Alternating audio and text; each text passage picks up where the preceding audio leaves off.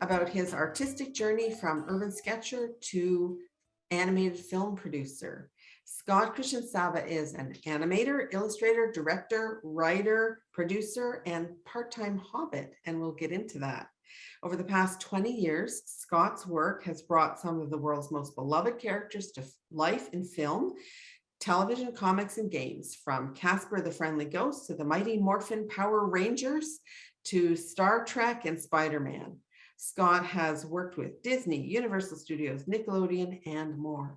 And in 2000, he founded Blue Dream Studios, which has produced work for Star Wars, X-Files, Aliens versus Predator, Spider-Man, and other franchises, in addition to creating his own line of kids' graphic novels.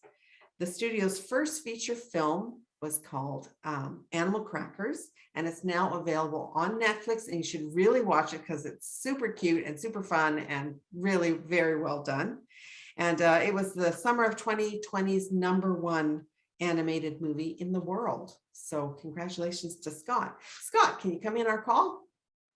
There he is. Thank you. That's quite Thanks an for having me. introduction. It was sealed awkward, but yes, You're a real person. I am. I'm a real person. Thank you. You're a real hobbit. And you've got a fabulous background there, and we'll talk about that a little bit towards the end. Because you have obviously evolved into this hobbit that you are today, and we'll talk about that. But first we're Yeah. going to look at your sketches. And recently I posted on our social media channels a little film that you put together that shows the progression of your sketches from the age of 7. So you've been sketching for decades and decades, drawing all kinds Yeah. of things, starting off with, superheroes. And I think you probably stuck with the superhero theme throughout your entire life. Yeah. Spider-Man was all I wanted to do as a kid, and it took me 30 years to get that job. So I think the first 3 decades were dedicated to that. Yeah. Well, you know what? You're saying something for perseverance there. That's really fabulous. Yeah. Okay. Yeah. So here we are with Scott's first sketch that he's sharing with us. And what is your favorite medium, Scott? What are you using here? I think it came from the comics. I love pen and ink and kind of storytelling in that way. And then I started adding watercolors to that. So it's a mixture of just a kind of a comic book kind of style with the inks and then watercolors on top of that, which I just Right. love. And you, for the first maybe decade of your life when you were a kid, you were just mostly working in pencil. Is that right? Yeah, yeah. I went from pencils to color pencils, Prismacolors, and then it wasn't until in my 40s that I started getting into Wow. watercolors. So it's fairly recent, all things Yeah. considered. So when you say Prismacolors, you mean like the pencil crayon kind of thing? Yeah, yeah. I did when I did work for Star Trek and all of my illustration work, even from college up, was all done with Prismacolors, and that was just something I felt comfortable with as a young artist, and I always wanted to do something a little more artsy, but never felt ready for it until my 40s. Right. So Ginny is asking, is anyone in your family into art? Yeah, yeah. I had a couple uncles who were illustrators, and my mom was a fashion illustrator, and so I was from an early age, I was encouraged if I wanted to get into art, but I didn't really consider it a career until I got to high school. But I was fortunate enough to have the encouragement at a young That's age. fantastic, because most of us, I know for me anyway, people would say when I was a kid, oh, don't go into art, you'll never make any money. So Yeah, they were right yeah, though. But yeah, you know, it's get a real job yeah, but you know to have an artist in the family, whether it be painting or music or acting or writing, it needs the rest of the family needs to kind of step up and be prepared to help them, because it is not. a straight line. It's not an easy way to make money. But I think like they say, it takes a village. I mean, it takes a family to to support Yeah, artists. It really does. that's really good to hear. Yeah, it's true. It's not a straight line. That's a great way of saying it. So tell me about these sketches. Are these from life, from photos? I think the Yeah, one in the top left corner you did in your car, didn't you? yeah. So you could see this was March 2021. So the pandemic was just really kind of hitting us, and no, I'm sorry, it was coming up to our 1 year of being, in a pandemic, and Yeah, I needed to get out, and I missed sketching, and so I just started to go around and sit in my car. I have a '67 Mercury Cougar. Well, you can see the toy of it in the top right, and I would just go and sit somewhere and just sketch from a distance. And so these are local haunts: Puckett's Grocery, Franklin Theater. If you ever get a chance to go to the Loveless Cafe, they have the best biscuits, if you like biscuits and gravy. So these are just little places that I would go around and just to kind of get back out and get to painting again after a year of quarantine. right. That's very encouraging, I think, for people. And somebody just asked, how old were you? Well, we don't have to reveal age, but it was last year when you made these sketches. Yeah. Okay. And Yeah, you and prefer the ringed sketchbook? I do. I do. I mean, I've been using for other projects, I've been using the bound ones, but I like the ring ones. Um, This one is a cheaper sketchbook. This is the Canson XL sketchbook, which is, I mean, you can pick them up for anywhere from $5 to $10, depending on if there's a sale at Michael's. And they're great. As you can see, I'm painting on both pages. They hold up really, really well. It wasn't until I really started to try 100% cotton watercolor paper that I really saw, wow, there's a huge difference in saturation and so I've kind of started to move over to another spiral bound by a company called Be Creative that does these almost identical size, but these are great sketchbooks I mean, I used them for many, many years, and they're wonderful. And these are the ones with the perforation, right? Yeah, they have perforation. Obviously, I've tried not to tear them out, because I want to keep. I love flipping through them, but yeah, they're perforated. You can kind of see it on the right page. Yeah. So I've noticed when I was looking at that little video that you made, that sort of was a slideshow really of your sketches from the age of 7 to like till Yeah, now. This I could see a slowly developing style, and a lot of people talk about style and ask about style, and in my opinion, I think it just takes time. And would you agree, yeah. or what would you say about that? It does. I have friends who in art school they found a style that they liked and they stuck with it for the rest of their career. And then I have other friends who are like me, who their styles are constantly evolving. I change mediums almost every decade or so. So after I was doing colored pencils into, from we'll say through my 20s, in my 30s, I went digital and I was doing all 3D because I was doing animation and I was doing comic books like Spider-Man and my own graphic novel using 3D animated techniques. So I was doing a lot of Photoshop, a lot of CGI, and then it was in my early 40s that I decided I wanted to get back in traditional, and I started doing watercolor. And then probably in my late 40s, I decided to get into gouache. So for me, I think it's just I don't know if you call it short attention span or what, but I want to experiment and experiment, and I think wherever I'm at encompasses all of those other mediums and encompasses all of those other decades of whatever I was painting. And so you start to see a little bit of that. It just becomes a cornucopia of styles all kind of mashed together. So you see a little bit of comic books, you see a little bit of illustration, um, all just kind of mashed together. So I think that's what we are. I did a video about how we're all a mosaic of the people and the other artists and the things that we studied and that we emulated. So all of those things become a part of us. Yeah. So Bethany wants to know if she's going to be able to bring you over to working in oil. Sounds like you know Bethany pretty well. Bethany, yeah, yeah, Bethany. I tried acrylics last week during a live, and I did not like it. I think I generally will stick with either watercolors or gouache.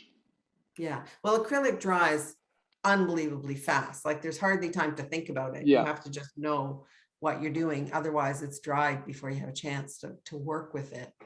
And oil's the complete opposite of that, right? So yeah.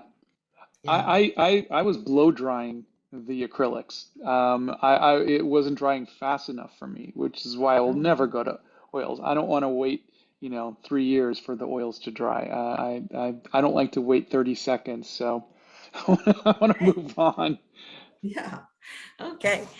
So I hope that this one isn't probably a very good example, but in some of your other sketches, I noticed that you had been using a darker outline and then a white Yeah, gel pen or something like that. And let's see if the next one yeah. shows that. Maybe not, but that's okay. Are you a sign person? Some people love signs.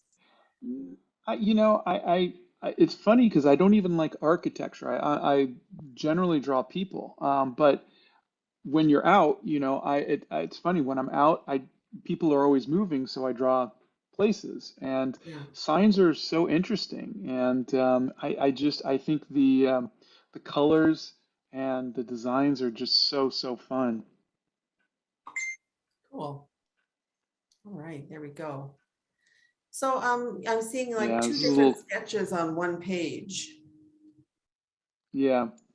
Sometimes, I mean, if you remember from, four pages back where there was like five drawings, five different subjects on the same page. So it Mhm. just depends on what's going on. If there's a lot going on, I will break up the page to encompass all of that. So I think sometimes it's if there's like the Krispy Kreme sign, that was it. That was the most important thing where I was sitting at that point, and so that's what I drew. But in this was a day of being at a car show, and we, we're at the car show. Then we went, we got a little bit of breakfast, and so I just sketched both places. So I think it just depends on the more things you see on a page means the more hectic of a day it was for me, and so that's usually what Right, happens. right. Yeah, I loved visiting. We went to New York and I took the kids to the New York Society of Illustrators and seeing like Norman Rockwell and N.C. Wyeth and J.C. Leyendecker paintings was just so Wow. cool. I just loved it. Love seeing that stuff in Yeah, person. yeah, cool. Now I can't remember if that's that style that I was talking about is in this group of sketches or not, where you're using the darker pen outline. You'll s- Yeah, you'll see it mostly with characters, with Okay. figures. But that I took from Drew Struzan, who does the movie posters. He would do these wonderful outlines, like a spot of white to just kind of really, it gives it more of a graphical Yeah, pop. But you'll see a thicker outline, especially in the like on the bottom left of the page, just to kind of keep that in the foreground. And then I'll use a thinner pen for stuff in the distance to kind of give you some depth. So the trees have a thicker outline than the building behind it. yeah, The pillars on the right will have a thicker outline than the building behind it. And that just my way of showing depth, that in color. yeah. I'm interested in it because I do that too. I use a Pentel Oh, brush pen for my oh, nice. outlines. And but you're not using the Pentel. What are you using? I'm using a Uniball Oh, Signo, and it's great. It's very white and has a good pop. I found that I'm starting to even move away from that as I'm starting to just pull out ink. I mean, not when I travel, but when I'm home, I'll pull out a jar of ink and just white ink and work with that. But yeah, it's a great pen. wait a minute. Can you say that again? You'll pull out a jar of white ink? Yeah, for when I'm home, I will use white ink. Not when I travel. When I travel, I'll use a Uniball Signo. But yeah, I'll use white. It's like acrylic ink. I have a link to it in my bio, but it is really, really nice. And I could just grab a paintbrush and do really, really crisp white Oh, lines. wow. You know what? I love doing these interviews because you find out these secrets. Never heard of anybody doing that with a paintbrush. Oh, I'll send you a link to it. It is really Oh, fun, wow. really, really Cool, nice. cool. So much whiter than like gouache, which is what I used to use. Yes, I would be very interested to see that. Actually, maybe we can, at the end, turn the camera on, and if you've got it near you, you could hold it up and show us what you're talking about. And Yeah, I'm hoping you'll give us a little yeah, tour of yeah. your Hobbit home.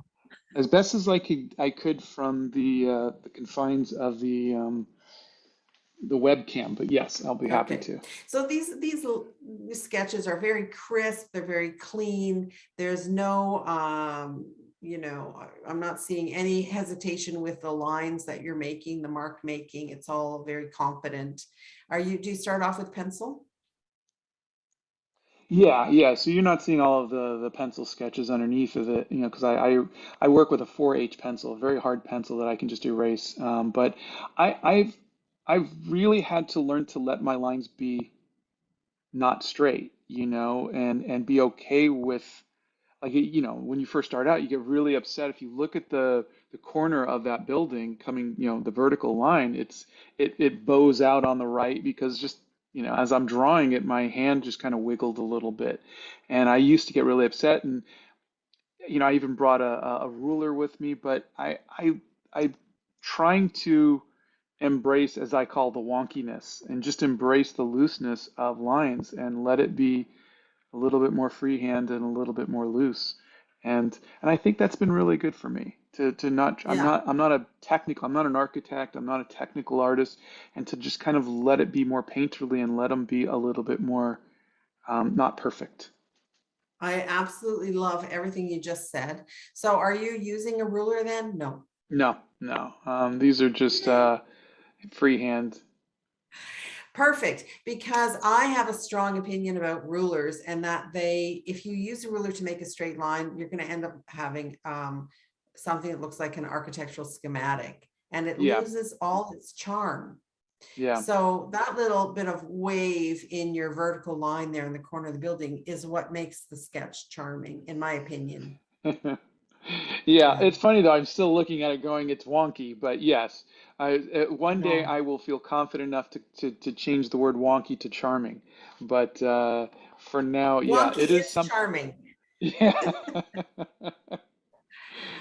it's a process. It is So, a process because and I have so many young artists who are so worried about, I can't get my art perfect to be perfect. And I go, art's not supposed to be perfect. no, right. And but it is hard to let go. And that is a process that we're always trying to do. Right.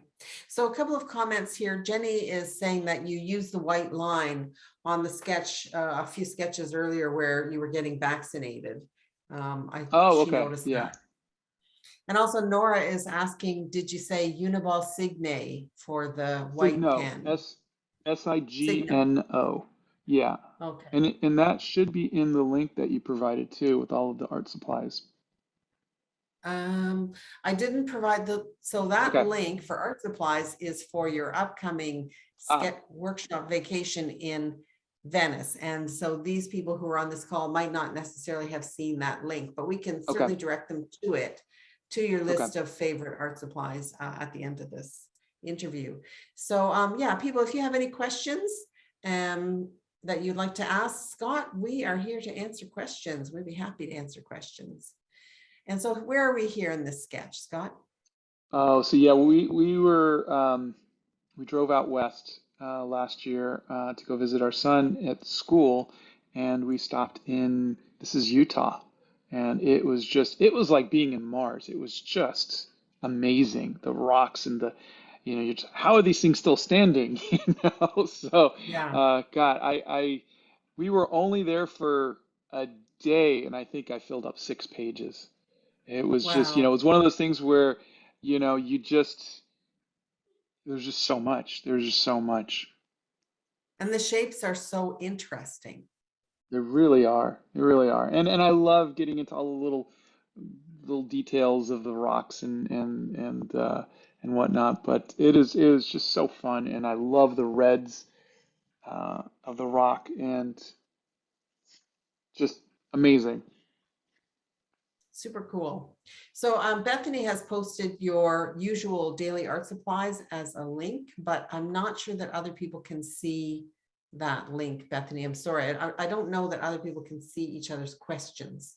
So, but that's okay. We'll give the link at the end. And Thanks, thank you so Bethany. much for posting that there. Okay, so we've got buildings, we've got natural shapes from nature, and now we have statues. Yeah, yeah. This was the British Museum. I got to Yeah, take my mom for her 80th birthday, and they turned out that they were having an Assyrian exhibition, and my mom is Assyrian, and it was really, really wonderful to just kind of sit and, it's always fun to. I always think sculpture is so fun to sketch, because you're getting a chance to sketch art, but depending on where you stand, depending on the lighting, it's different. It's not like sketching a painting, yeah. it changes, and it feels more like a life drawing kind of thing, and I just love it.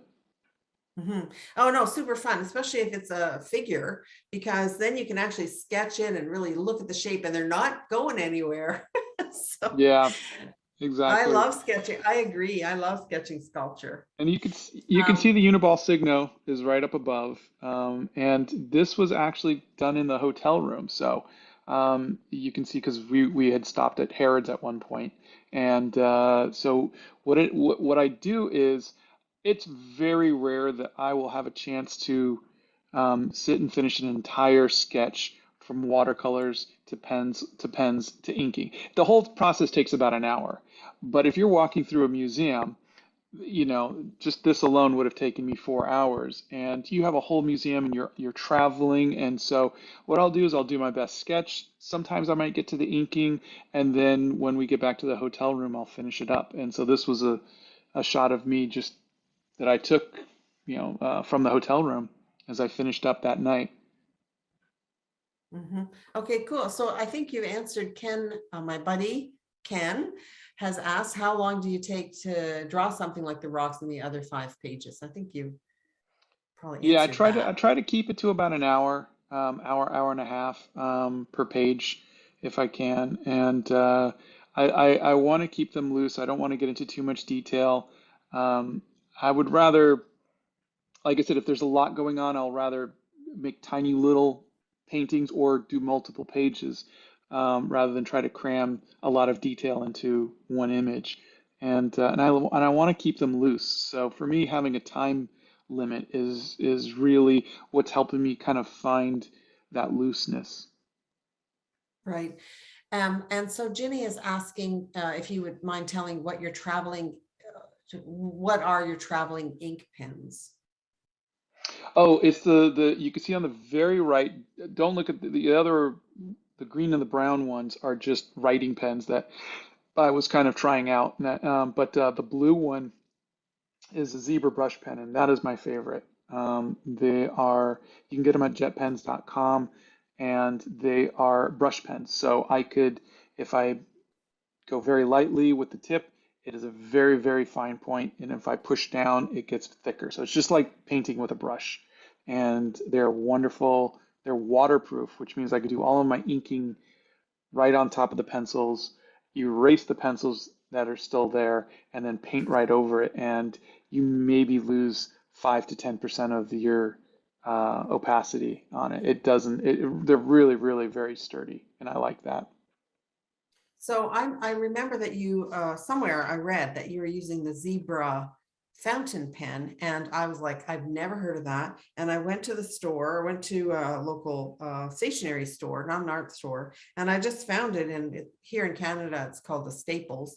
And I just found it in Staples, and I bought one. I'm using it right now, and I'm loving it. It's a really nice Yeah, fountain pen. yeah. I'd never heard Now of you the said fountain zebra pen, not the brand. the. Okay, yeah, because I'm using the one on the right. Is that what it looks like? Because that's a brush pen, not a fountain pen. Yeah, it's No, I'm not sure that this one looks a little bit different, but anyway, this is a fountain pen. Okay. They didn't have any brush pens. It's just Oh, okay, a okay. stationery store. So so No, how does they're the, good. They're really, really good. yeah, I've never heard of the brand. So how does the zebra brush pen compare to a Pentel? Have you ever tried a Pentel? I think I have. That's the I one think I the use. thing, yeah, I think I just, for me, it's the firmness of the pen. I found that I think if I remember correctly, the Pentel's a very soft bristle or brush, whereas I'm really hard when I push down, and so I wanted something that was a little bit more sturdy, and so I Okay, think well, that's I'm why I gonna like the look zebra for it. brush pens. Yeah, Yeah, I'm gonna look for it. And I mean, it was the fountain pen anyway, it's super cheap. It's like they're yeah. disposable. Right? Yeah, the brush pens are 265, $2.65. They're really cheap, so I just buy them, 10 at a time. Wow, wow, cool. So here we are, and this is you were obviously on a trip to England. Yeah. So, day two was I took my mom to the Tower of London. She got to see the crown jewels. We went through the armory, and that's just fun. I got to sit on a bench and sketch, and um, like I said, I think. I probably got some inking done while there, but that was about as far as I could go, with all that there is to do when you're traveling. And so we did Yeah, that, and then got back home and finished up, or back to yeah, the apartment or the hotel and finished up. yeah. These are lovely, lovely, Thank you. wonderful. And I love draw. I have sketched and painted the it's a victory of Winged Samothrace or Victory. something like that. Yeah, it's on the top I left, the love Winged it. Victory of Samothrace. Yeah, you Yeah. can't not love it. I just. And that I did get to sit and just completely finish on the spot. My mom, we got her a wheelchair because she was getting tired, so she just sat while I painted, and that was really, really nice. Yeah, and this is at the Louvre. Yeah, yeah, Yeah, yeah. I love this image. I love that sculpture and can't wait to see it again. I'm yeah. gonna be I'm gonna be at the Louvre in June and I'm really Oh, excited. I love it great. so much. You've done a fabulous job here. Now, are you using the white gel pen on this? I'm looking, and you might see a little highlights here or there, but for the most part, I think no. Yeah. I think like if you're looking at the leg of the statue on the bottom right at the top, you might see a little bit of a highlight there. But usually if I'm not using it for an outline, I usually only use it for an outline.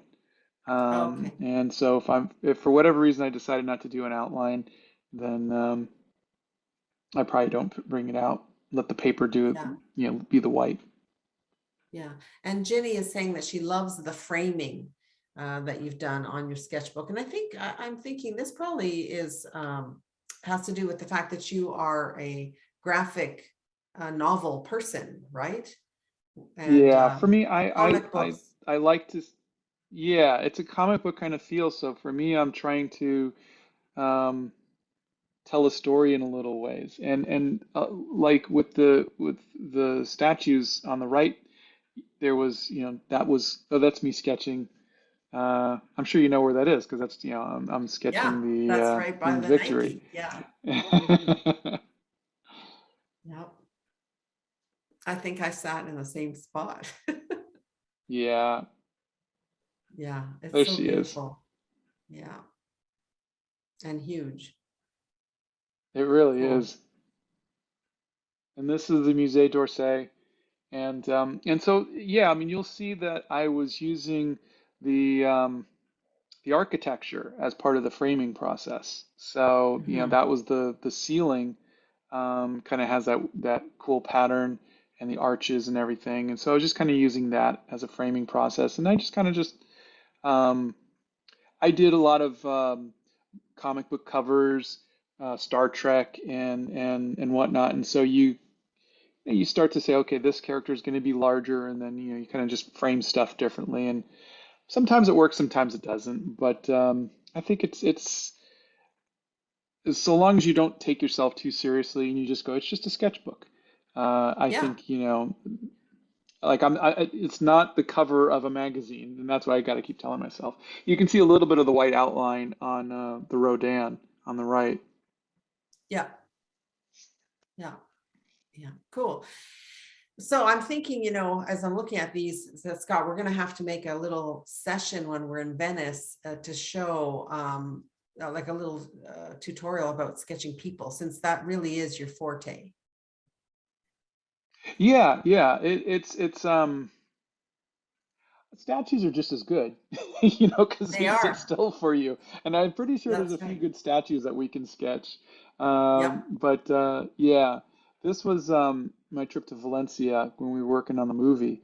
So we're kind of going backwards in time. So now we're back to 2013. And I love the curved streets. I just love Yes. seeing things kind of curve off into the distance. And Yep. and I love the old Spanish coins, and this one I actually scanned in, and the handwriting is digital. It's not my handwriting, and so I did that just to kind of experiment it because I'm so hate my handwriting. I think it's gotten a little better over time, but this was just an experiment to kind of just remove my own handwriting and put it in digitally. It looks lovely. It's a really lovely pages. Very nice.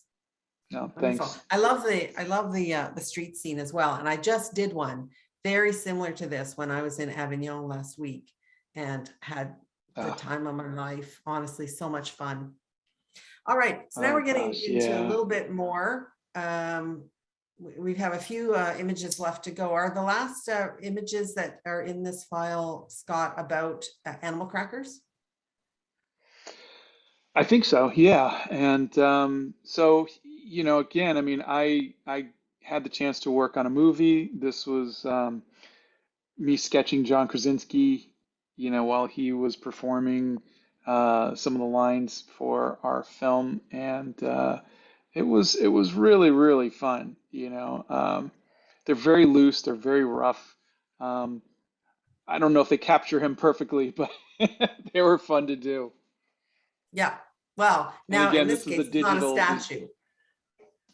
Exactly, exactly. These movies. So what I do when I'm dealing with someone who is, a live human being, I'll take a picture, and Okay. because we all have cameras right now, and a 6-inch screen that we can just look at. So I'll take a picture, and then I'll do my quick sketch there, and then I'll just once I have what I feel is a good thing, a good foundation, then you can just look up at the person after that. But lots of times, just at least just to get the right pose, I'll Yeah. take a bunch of pictures till I find something I like.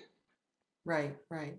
So just to jump back a little bit, I want to make sure we answer Sonia's question. She's asking about the Street View page that we in the previous screen and asking if you had sketched that on the spot. I did not. That particular one was done in the hotel room because we were just kind of Okay. you see it and you're just like, oh my God, and it was taking a whole bunch of pictures and I wanted to sketch, but we were kind of touring around a little bit, so that was a go back to the hotel room kind of thing. That's why it looks like that one most likely took me about 3 hours. That was not a one Okay. hour sketch. Yeah. So jumping ahead now to why don't you tell us how it came about that you ended up being the writer and producer on this film, Animal Crackers? Oh gosh. Well, I started off. It was my kids and I were sitting in the backyard eating animal crackers, and I just had the idea that what if when you ate a lion cookie, poof, you became a lion. When you ate a giraffe cookie, poof, you became a giraffe. And Yeah. they just thought it was so cute. And so they were running around pretending they were turning into animals, and I thought this would make a great story. Yeah. So I turned it into a comic book, to a graphic novel. And years later, a friend of mine recommended that I try turning it into a movie script, and I did. And then years later, we had some interest from some studios, and then, I mean, this was a process of several years, Yeah. and we finally got financing, and we made this movie all on our own, without any studio. We from Franklin, Tennessee, and my friend's studio in Valencia, Spain, and we made an animated movie, and I got to meet Danny DeVito and Sylvester Stallone and John Krasinski and Emily Blunt and Ian McKellen, and we got to work with Queen and Michael Bublé and Huey Lewis in the News and everybody. It was just so cool. It was so fun. And so I did my best to try to capture as much of it as I could in sketches too. And Mhm. that's what these are. Yeah, that's so cool, super cool. And all the names Yeah. that you just listed are all my favorite comic actors. I love Danny Yeah. DeVito. Oh my gosh, he's so He was great. such a nice guy and so funny, and um, he was so animated. Yeah. And so would he just loved making fart noises. He thought it was so funny. So his character's always making these little, fart noises. That's great. That's so great. I love it. And I Yeah. love this sketch. It's just so wonderful that that you were able to make the sketch from life when you were there and meet these people. Yeah. I'm really happy for you. It's just really wonderful. And it's a Oh, lovely, thanks. lovely family movie. Lovely movie for kids, super funny and so well done. It could be Pixar, honestly. You did a great job. Thanks. I mean, it was about a tenth of a Pixar budget, but we did our best. And it was my first film, and we had so much fun. I mean, I got to meet Sylvester Stallone, and he just hung out with me and told me Rocky stories and just gave me advice, and was just a really nice Yeah. guy. Really That's nice. super. That's great. And here I can see, just talking about sketching again, that this is an example of where you're using that brush pen as an outline and then a white Yeah, pen on top of that. yeah. Just to kind of help them pull away from the Yeah, background. it's great job. Super great job. So you're Oh, really, I thank you. mean, all that practice that you've had since you were 7 years old drawing superheroes, you can see it coming out in these sketches where the body underneath the clothes is, like the shape is it's got like that heroic superhero kind of shape, which I guess, Sylvester Stallone's in pretty good shape. It's easy with Stallone. Yeah. I mean, he was 69 years old Wow. and still very muscular. And but yeah, it was really uh, kind of fun to I paint bet. him. So Ken is asking, do you draw the black ink outline and then go around it with the white pen? Yeah, the white pen is after the Okay. watercolors. So I will do that. I'll look at it and go, I think the character needs to pop a little more, and then I'll grab the white pen and put it out there. So that's why sometimes you'll see it and sometimes you won't. It just depends on is the like I felt that the contrast of the bluish gray in the background was the value was too similar Right. to him.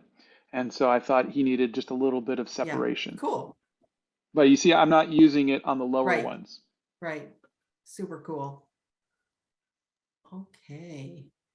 Oh yeah, this was the orchestra, which was just such a lovely. So Bear McCreary at the top, um, he's done everything from The Walking Dead to Agents of Shield, Wow. Godzilla, He-Man, everything, and he is just a wonderful composer.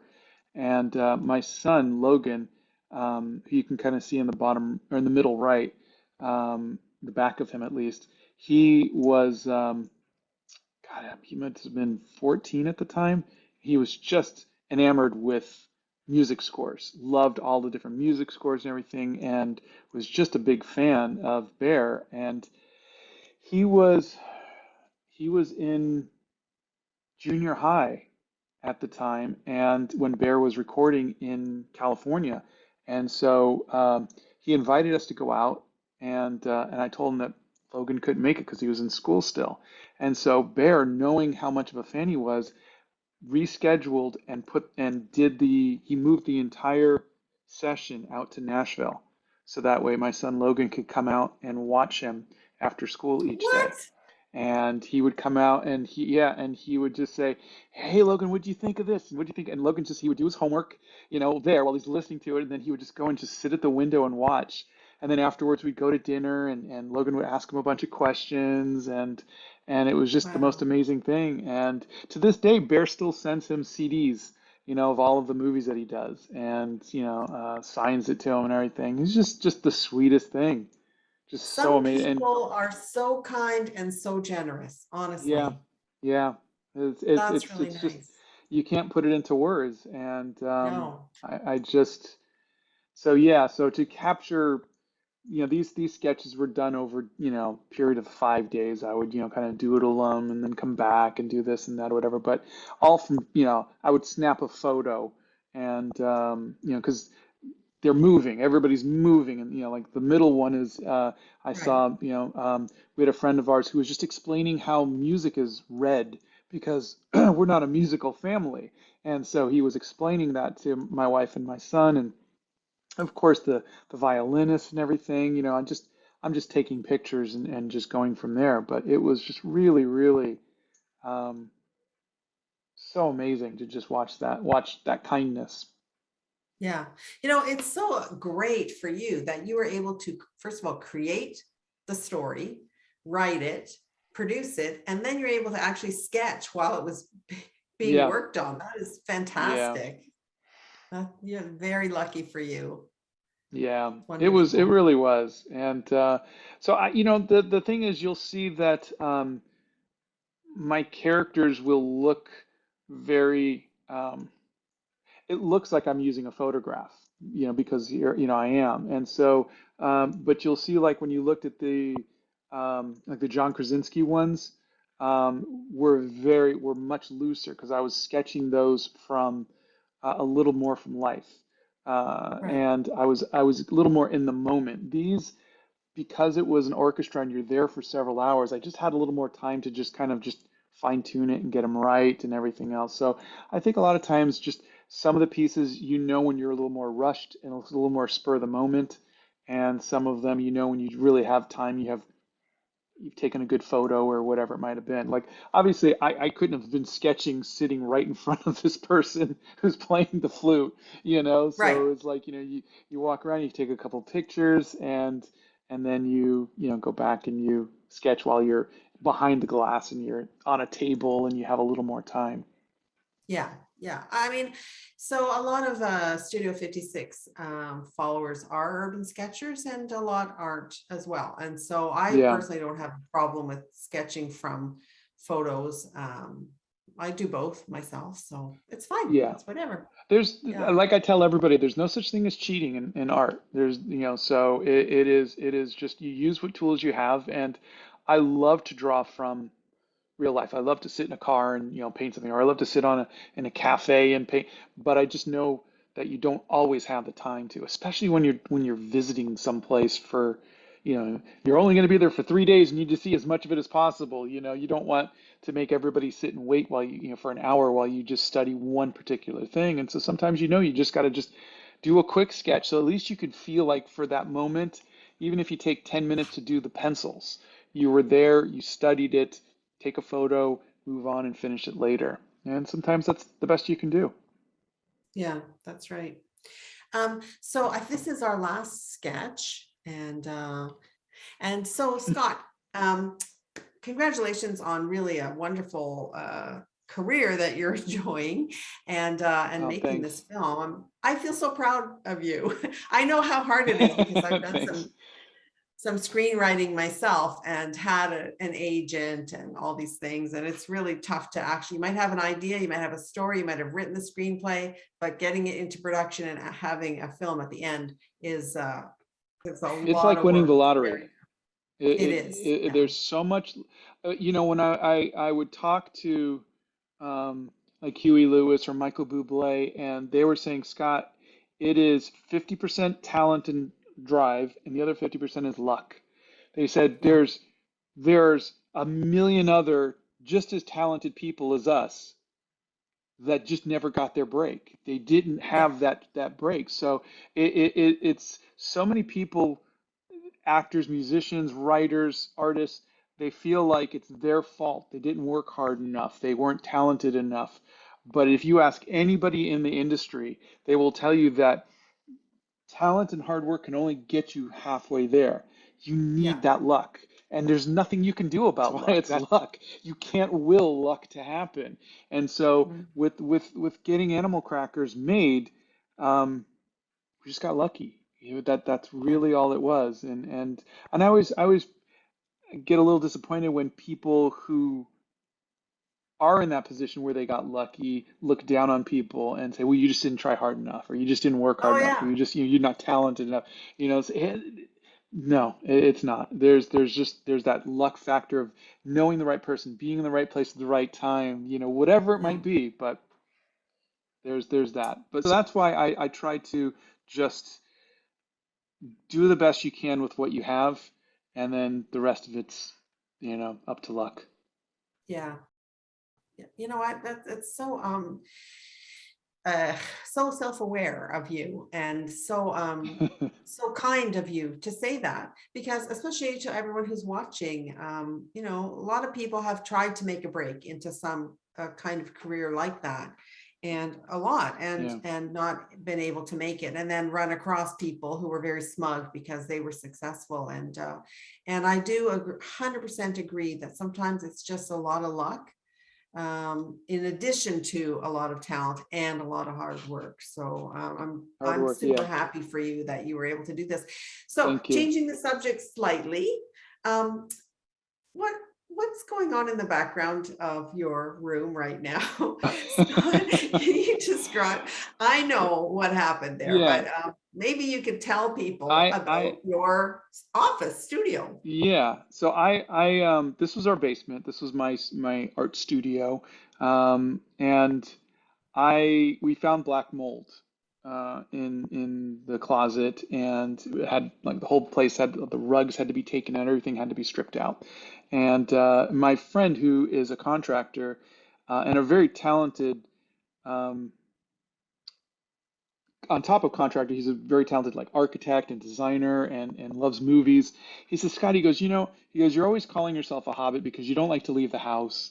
I'm a very introverted person, and so he says, I'm gonna turn your room into a hobbit hole, and it's just this is that's where the closet used to be, and there's the rest of the house. So this was just that goes out into the backyard right there. And I have a hobbit hole now. And it's all like the wood beams are made of foam, and What? the walls are painted to, yeah, the walls are painted to look like wood, but it's just, just the side of the thing. It's just kind of like brushed to look like wood. And so it's all kind of a facade to look, but Like a we're movie talking set. maybe like some movie set. Yeah, I mean, like like I could grab those beams and rip them off the wall, and you know they're like foam, and they're just because we didn't have a lot of money, but my friend donated his time, and so like what would have been the most expensive thing was labor, and my friend and his son donated the time, and they would come by as often as they could, and they would work on it, and we got it done, which is just it's just a really cool like little movie Yeah, set. that's so cool.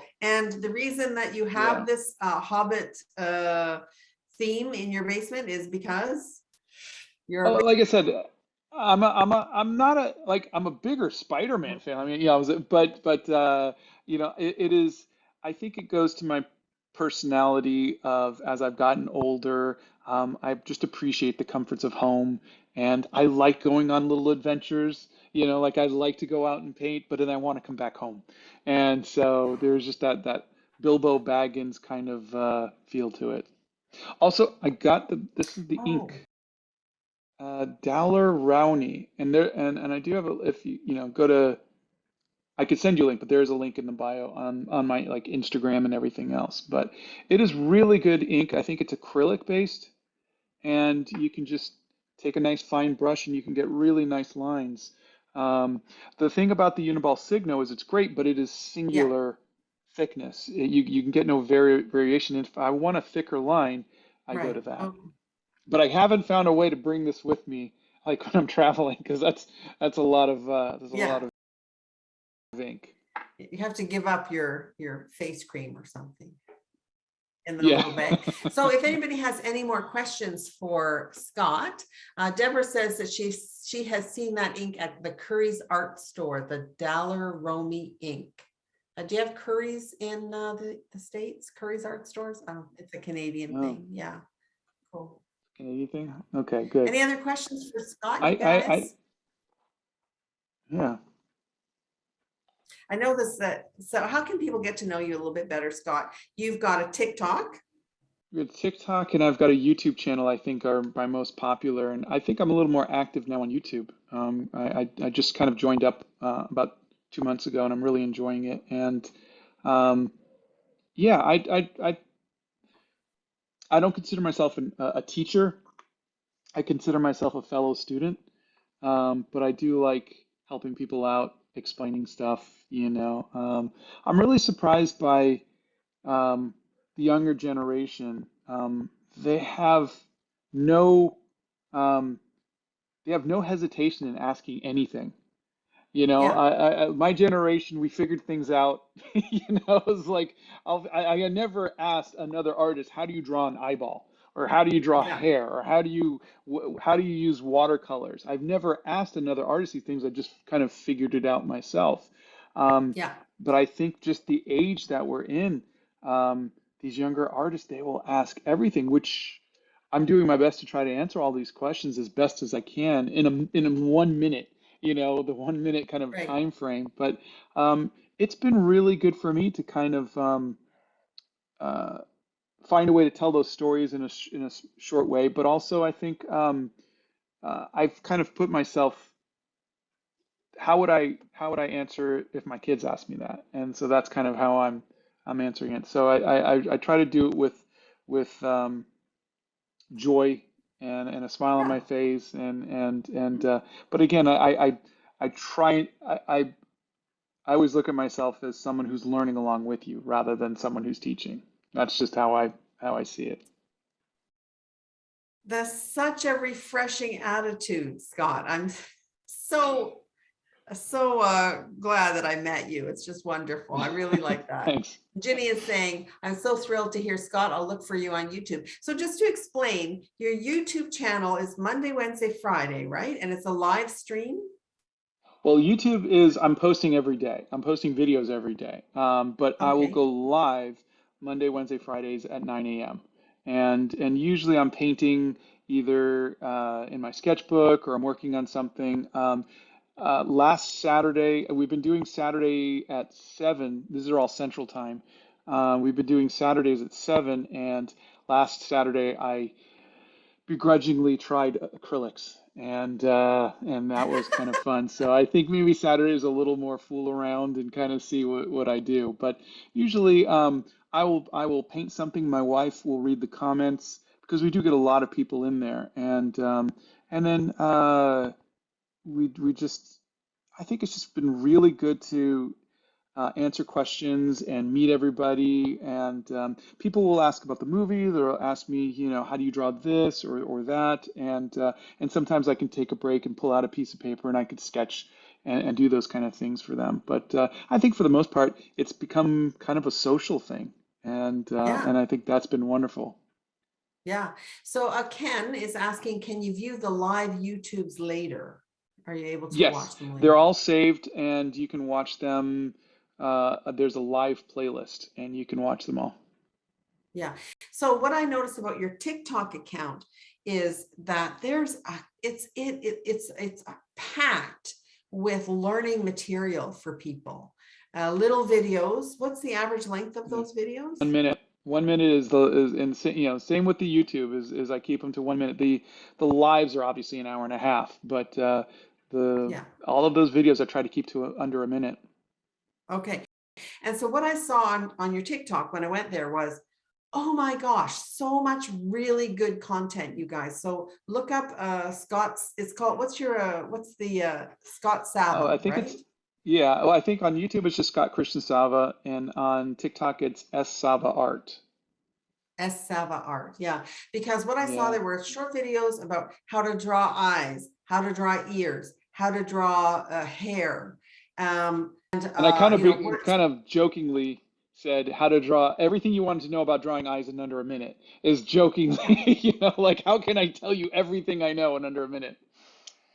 but it's really good content there, Scott. I looked at it, I'm like, wow, this is good information. So I would really like to encourage everyone who's watching to look that up. Look up S Sava on TikTok, and there's like a lot of really great material there. So, Thank you.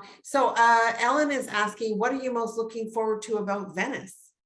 Oh my gosh.